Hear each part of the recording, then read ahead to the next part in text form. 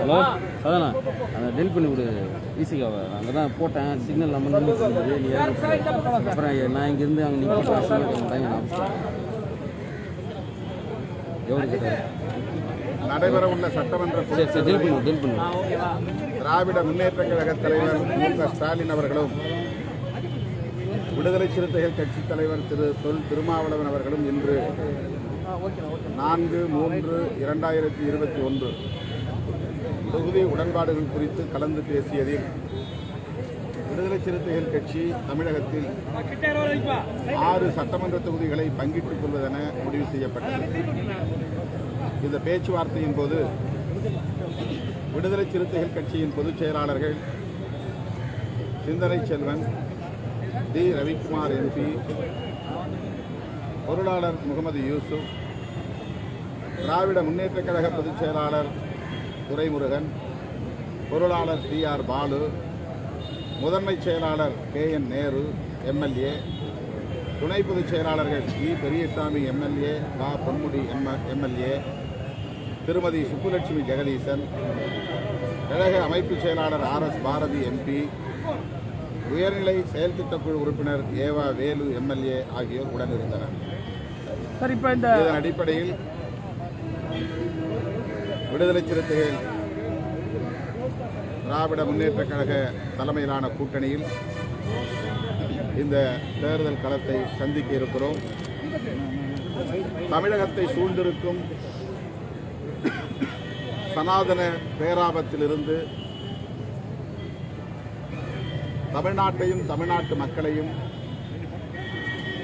பாதுகாக்க வேண்டிய ஒரு யுத்த களமாக இந்த தேர்தல் களம் அமையவிருக்கிறது. தமிழ்நாட்டையும் பாண்டிச்சேரியையும் குறிவைத்து பாரதிய ஜனதா மற்றும் சங் பரிவார் அமைப்புகள் பல்வேறு சதி முயற்சிகளை மேற்கொண்டு வருகின்றன. குறிப்பாக தமிழ்நாட்டை பொறுத்தவரையில் அவர்களால் இங்கே காலூன்ற முடியாத நிலை, வேரூன்ற முடியாத நிலை பல பத்தாண்டுகளாக நீடித்து வருகிறது.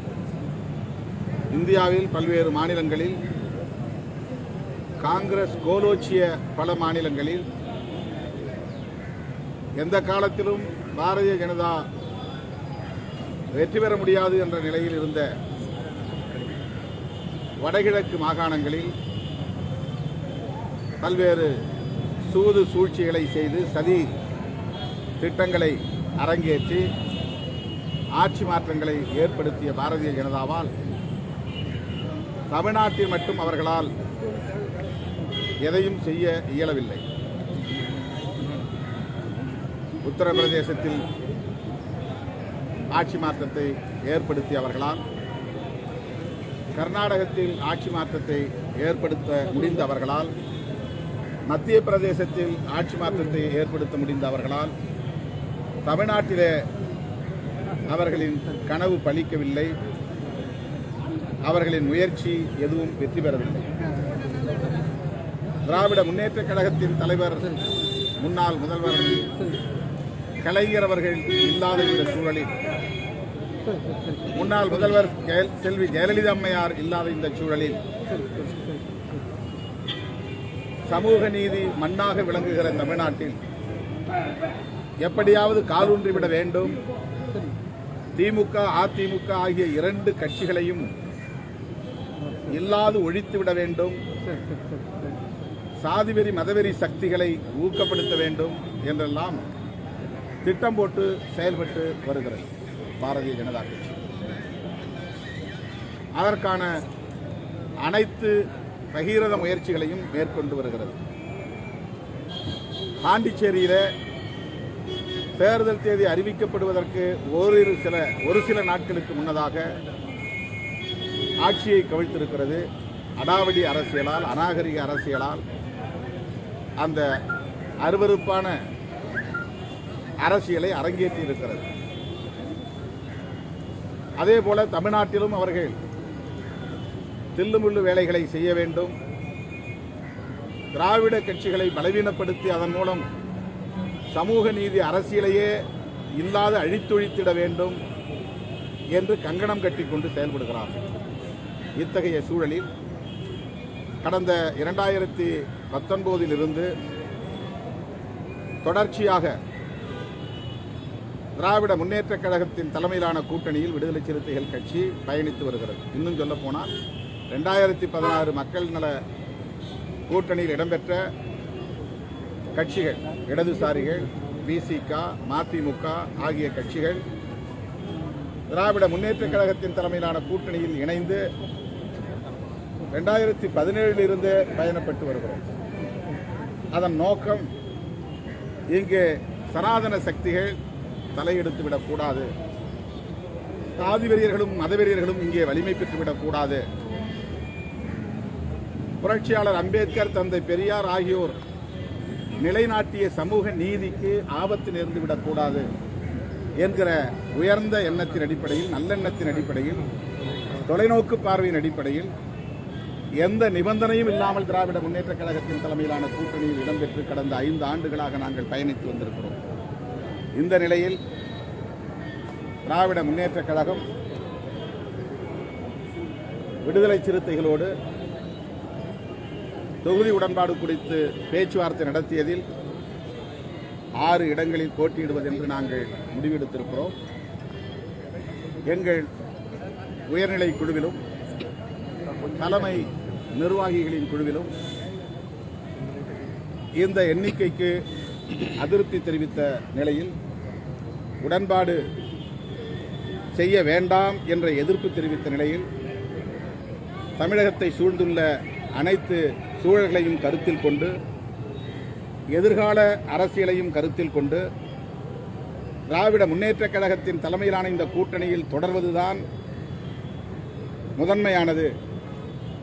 மதசார்பற்ற சக்திகளின் வாக்குகள் எந்த காரணத்தை முன்னிட்டும் சிதறிவிடக்கூடாது. அப்படி சிதறுவதற்கு விடுதலை சிறுத்தைகள் காரணமாக இருந்துவிடக்கூடாது, இடம் தந்துவிடக்கூடாது என்கிற அடிப்படையில் சனாதன சக்திகளை தமிழ்நாட்டில் இருந்து முற்றாக விரட்டியடிக்க வேண்டும் என்கிற ஒரு கொள்கை உறுதிப்பாட்டின் அடிப்படையில் விடுதலை சிறுத்தைகள் தொகுதி உடன்பாட்டை ஏற்படுத்தி இருக்கிறோம். மதசார்பற்ற சக்திகளின் வாக்குகள் சிதறினால் பாரதிய ஜனதாவின் சதித்திட்டங்களுக்கு துணை போவதாக அமைந்துவிடும் என்கிற அச்சம் விடுதலை சிறுத்தைகளுக்கு மேலோங்கி இருக்கிறது. அவர்கள் அதிமுகவோடு பழகிக்கொண்டே அதிமுகவை இல்லாது அழித்தொழித்து விட வேண்டும் என்கிற மறைமுக செயல் திட்டத்தோடு செயல்பட்டுக் கொண்டிருக்கிறார்கள். இதை அவ்வப்போது அதிமுக தலைமைக்கு நாங்கள் சுட்டிக்காட்டியிருக்கிறோம். அதற்கு பல சான்றுகள் இருக்கின்றன. உடன் இருக்கிற கூட்டணி கட்சிகளின் வலிமையை பலவீனப்படுத்துவதில் அவர்கள் கைதேர்ந்தவர்கள். என்ஆர் காங்கிரஸோடு நட்பு கொண்டாடி கொண்டே பாண்டிச்சேரியில் என்ஆர் காங்கிரஸை சார்ந்த பொறுப்பாளர்களை, உறுப்பினர்களை தமது கட்சியிலே சேர்க்கிறார்கள். அதேபோல ஹரியானாவிலே தோழமை கட்சியை சார்ந்த சட்டமன்ற உறுப்பினர்கள் அனைவரையும் ஒட்டுமொத்தமாக அந்த கட்சி தலைவரை தவிர மற்ற அனைவரையும் பிஜேபியிலே இணைத்துக் கொண்டார்கள் அல்லது விலைக்கு வாங்கி கொண்டார்கள். எனவே அவர்கள் நட்புக்கும் நேர்மையாக நடந்து கொண்ட அரசியல் வரலாறு இல்லை. அப்படிப்பட்டவர்கள் தமிழ்நாட்டிலே வேரூன்றினால் தமிழ்நாட்டின் எதிர்காலம் என்ன ஆகும் என்கிற கேள்விக்குறி இருக்கிறது. இதையெல்லாம் கருத்தில் கொண்டு திராவிட முன்னேற்றக் கழகத்தின் தலைமையிலான இந்த கூட்டணியை வலிமைப்படுத்துவதும், இந்த கூட்டணி தொடர்ந்து தேர்தல் களத்தை வெற்றிகரமாக சந்திப்பதும் காலத்தின் தேவை என்பதை விடுதலை சிறுத்தைகள் கட்சி உணர்கிறது. அதன் அடிப்படையில் இந்த தொகுதி உடன்பாட்டை நாங்கள் அந்த 6 தொகுதிகள் எந்தெந்த தொகுதிகள் தனித்தொகுதிகள் இருக்குதா, அது குறித்து அடுத்த கட்ட பேச்சுவார்த்தையில் நாங்கள் முடிவு செய்ய திட்டமிட்டிருக்கிறோம். நாங்கள் தனி சின்னத்தில் போட்டியிடுகிறோம். எந்த தனி சின்னம் தேர்வு 6 தொகுதிகளிலும் விடுதலை சிறுத்தைகள் தனி சின்னத்தில், சுயேட்சை சின்னத்தில் போட்டியிடுகிறோம். ஸ்டாலினை முன்னிறுத்தி முதன்முறையாக முதலமைச்சர் வேட்பாளரை ஏற்றுக்கொண்டு நீங்கள் பிரச்சாரத்தை முன்வைக்க இருக்கிறீர்கள். எதை உங்களுடைய மெயின் அஜெண்டா என்ன இருக்கும்? ஸ்டாலினை முதலமைச்சர் வேட்பாளர் ஏற்றுட்டீங்க முதல் முறையிலிருந்து, இது எது உங்க மெயின் அஜெண்டா? தமிழ்நாட்டில் பெரியாரும் அண்ணாவும் ஏன் கலைஞரும் கட்டி காப்பாற்றிய தமிழக மக்களின் நலன்களை, குறிப்பாக சமூக நீதியை சனாதன சக்தியிடமிருந்து பாதுகாக்க வேண்டிய ஒரு தேவை இருக்கிறது. அதை நாங்கள் முன்னிறுத்த இருக்கிறோம். இந்திய அளவில் சனாதன சக்திகள் வலிமை பெறுவது தேசத்திற்கே ஆபத்து, இந்திய தேசத்திற்கே ஆபத்து. எடுத்தேன் கவிழ்த்தேன் என்று முடிவுகளை எடுக்கிறார்கள். வெகுமக்கள் விரோத சட்டங்களை அடாவடித்தனமாக 2 நாடாளுமன்ற அவைகளிலும் நிறைவேற்றுகிறார்கள். எதை பற்றியும் கவலைப்படவில்லை. எப்படிப்பட்ட தில்லுமுள்ளு வேலையை செய்தும் நாங்கள் ஆட்சி கவிழ்ப்பை நடைமுறைப்படுத்துவோம் என்று நடைமுறைப்படுத்துகிறார்கள். இப்படி ஒரு கும்பலாட்சி முறை இதுவரையில் ஒரு தன்மை இந்திய அரசியல் வரலாற்றிலேயே இருந்ததில்லை. எனவே தமிழ்நாட்டை குறிவைத்திருக்கிற சனாதன சக்திகளை விரட்டி அடிப்பது என்கிற அடிப்படையில் திராவிட முன்னேற்றக் கழகத்தின் தலைமையிலான கூட்டணியின் பிரச்சாரம் அமையும்.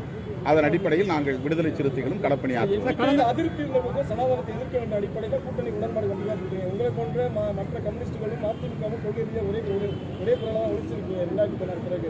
அவங்களும் இந்த இணைகளெல்லாம் தாண்டி இந்த கூட்டணிக்கு வருவாங்களா? ஒவ்வொரு கட்சிக்கும் அவரவர் சொந்த நலன்களின் அடிப்படையில் முடிவெடுக்கக்கூடிய உரிமை இருக்கிறது, சுதந்திரம் இருக்கிறது. திமுக தலைமையிலான கூட்டணி எக்காரணத்தை முன்னிட்டும் உடைந்துவிடக்கூடாது, மதசார்பற்ற சக்திகளின் வாக்குகள் சிதறிவிடக்கூடாது என்பது விடுதலை சிறுத்தைகளின் கவலை.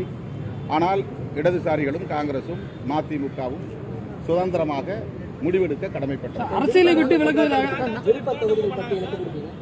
நாளை மறுநாளையோ திமுக தலைமையில் இருந்து அந்த குழு எங்களுக்கு அழைப்பு விடுக்கும். அதன் அடிப்படையில் நாங்கள் சசிகலா அரசியலை விட்டு விலகி இருக்காங்க. அதை பத்தி உங்க கருத்து என்ன? சசிகலா அம்மையாருடைய இந்த அறிக்கை மிகவும் கவனிக்கத்தக்க ஒன்று. அவர் திடீரென அரசியலிலிருந்து விலகப் போவதாக அறிவித்திருப்பது ஒரு அமைதியான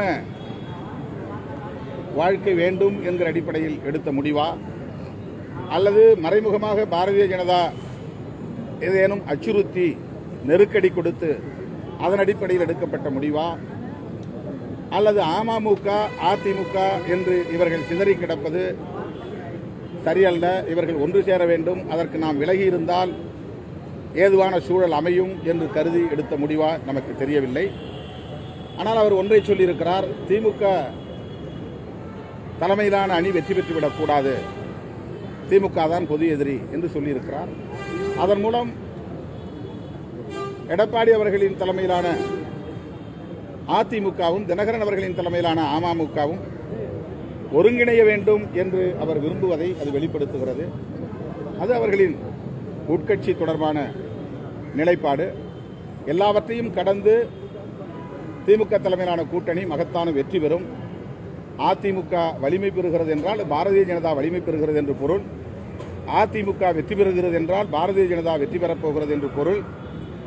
அதிமுக, பாமக, பாஜக இந்த 3 கட்சிகளும் தங்களுடைய நலன்களை மட்டுமே முன்னிறுத்தி சமூக நீதிக்கு எதிரான போக்கில் திசை வழியில் பயணப்பட்டுக் கொண்டிருக்கிறார்கள். இது மிகவும் ஆபத்தானது. கடந்த நாடாளுமன்ற தேர்தலில்